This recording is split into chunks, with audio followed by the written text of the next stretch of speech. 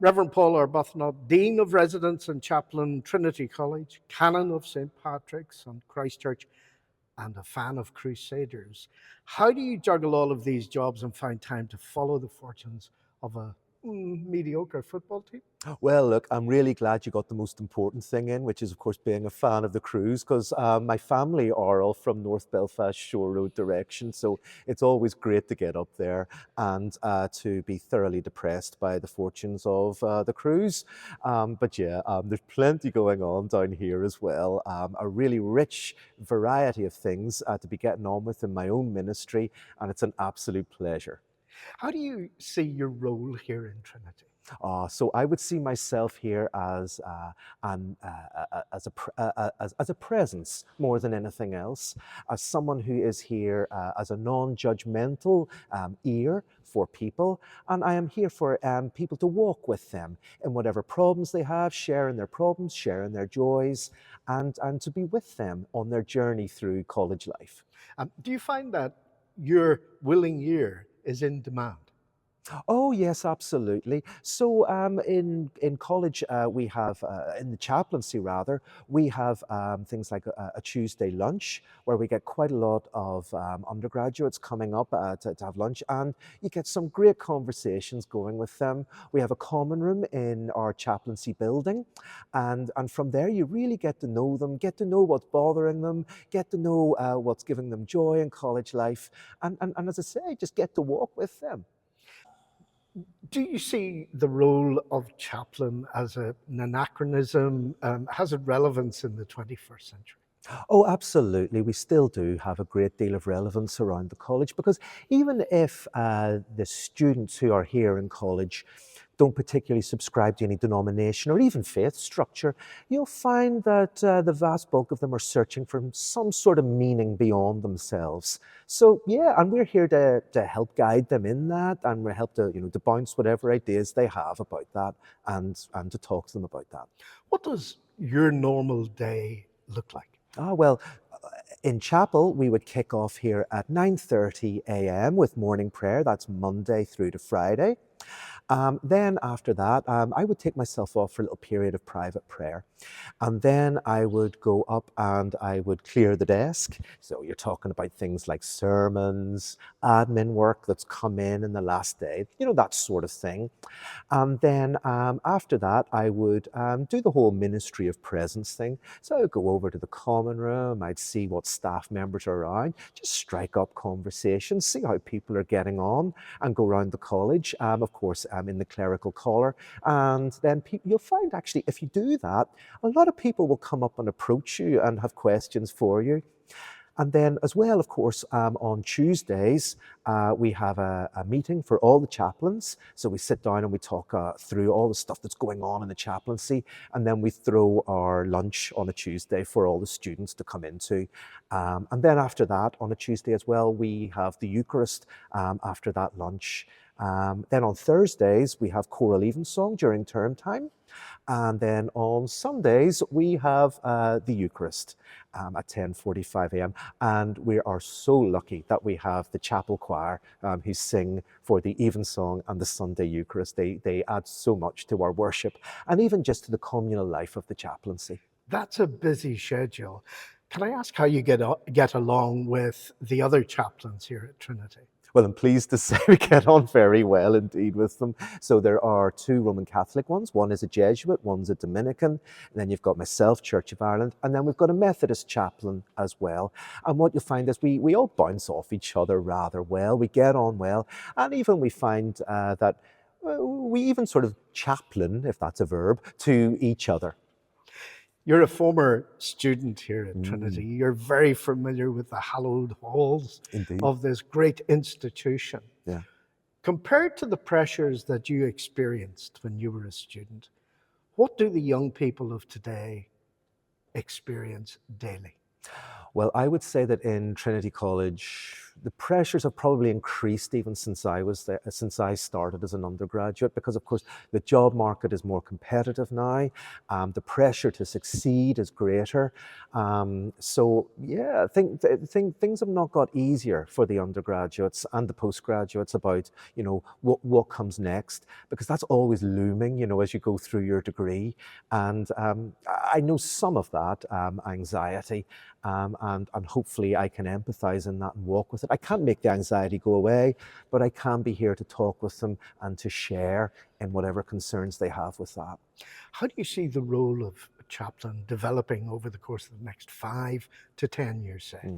I think as we enter a more post-denominational society, I think that, we have to acknowledge that the Church of Ireland chaplain is not just for the exclusive Church of Ireland sort of people who roam around campus or roam around the college.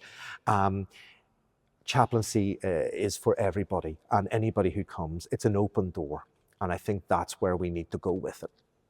Eric, is your role all that different from Paul's here at Trinity? I think fundamentally no, but there would be some differences. So I'm a lay chaplain.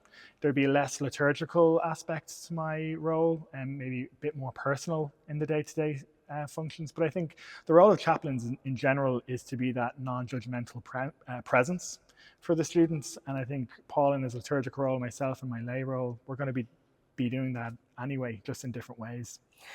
What are the priority areas for students at DCU? And is there a willingness to engage with you for advice, for guidance, for counselling?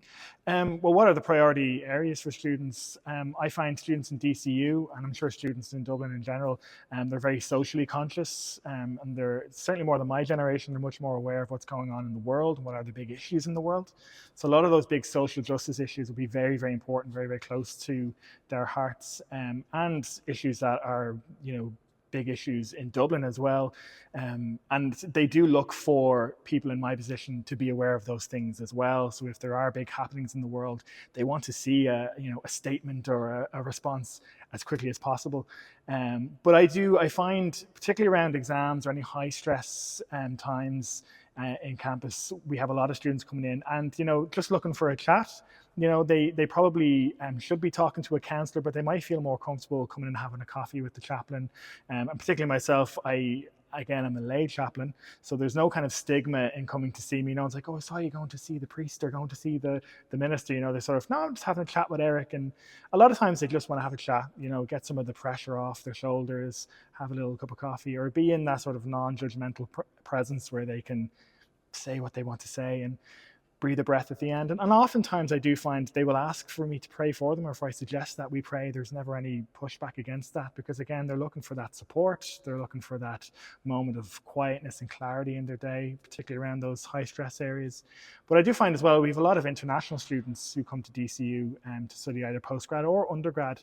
And very often what they're looking for more than anything is community. And I find that as chaplains, we're able to create that community where it's needed. And again, people who aren't as extroverted, who don't find their way into crowds as easily as some others, the chaplaincy can be a great place for them to come, be by themselves for a little while, but then find their community in their own time. And particularly if they're religious people, they might find in the chaplaincy other religious people and then realize, I'm not alone, I'm not the only one, I'm finding it here. Yeah, your role is spread over a number of sites. That's right. How challenging is that? Well, there's the physical challenge of being as present on 3 different campuses as you possibly can. So that is challenging. But I find that each campus, even though they would be the same university technically, each campus has its own sort of culture, its own atmosphere in a sense. So on the Glasnevin campus, you would have, let's say, business students who would have a different personality to students on the St. Patrick's campus who would be teaching students, just a different kind of person. So as a chaplain, the challenge is to take what you do and temper it down in a way that is accessible and works for that type of person. So seeing the person in front of you and sort of bringing it onto their level, something that works for them. How much of a surprise is it for students when they come to seek your guidance and advice to find out that you're not ordained, that you're a lay chaplain? Yeah, it can be surprising. Often there are times when students are said, maybe you should go talk to the chaplain, and they're expecting an older priest in, a collar or robes, whatever it might be, and then they find me, and I'm older now, but obviously when I started I was younger, and so they would be surprised to see a younger person, maybe more casual person. But I think it's certainly in our Church of Ireland, being a very broad church, it's one of the testaments to the chaplaincy that we bring. We can bring a very broad version of chaplaincy to that. And so if they were looking to speak to an ordained minister, that's an option. If they were looking to have a more casual conversation with a lay person, that's an option as well. And so it means that I maybe have a different type of student that may come looking to speak to me, who has a different experience of faith and spirituality and religion. And I mean, the most surprising thing for me as a chaplain was how many non-religious people, and maybe even atheist-leaning people, would want to come and chat to me as well, because they want to have a chat that is, beyond the everyday. But I suppose when it comes out of me as opposed to an ordained person, it maybe carries a bit more weight for them, or they can more easily have that conversation. I asked Paul this question, so I'm duty bound to ask you, Eric, as well. Do you see a future for chaplaincy, or is it an anachronism that has run its course? I do see a future for chaplaincy. I think chaplaincy will evolve, and obviously the religious aspect to it, or the liturgical aspect of it, may have to evolve as well, and maybe take somewhat of a backseat. But I think in students' lives, there's a need for a presence that's not a counselor, so not someone you make an appointment to see, not someone that has a clear outcome, but someone who's just there when you need them. And when you boil it all down, that is what a chaplain is. It's just someone who's there. When people ask me what do I do as a chaplain, I say that I journey with people, and they pop in, and I pop into their life for a small part of that journey. And it may be in a point in their life when they're really struggling. It may be in a point in their life when they're doing really, really well. But we journey with them for that small moment. And I think ultimately that's what chaplaincy is, and students will always need that. They'll always need that someone that they can just come see. In some ways, chaplains act as triage nurses. Students may pop in, and you sort of think, okay, what's going on here? And then as this non-judgmental presence, we can say, I think you would do well to go see the counselors. I think you might do well to go to the writing centre, or what it may be. But again, they don't make appointments to see us. They just pop in for a cup of coffee, and then we take it from there. Every best wishes for the future. Eric, so thank you very much. I appreciate it. Thank you for the time.